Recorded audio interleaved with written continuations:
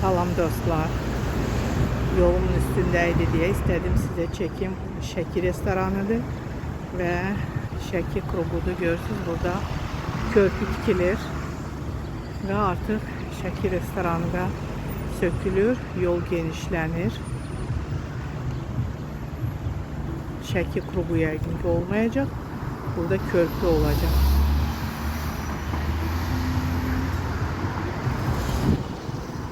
Gerek ne kadar kömür olacak görek bu yeni körpü indiki avtomobil sıxlığına.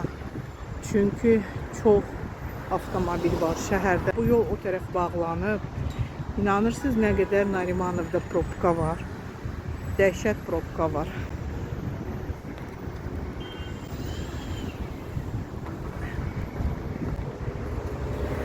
Ne geçen gün batımı.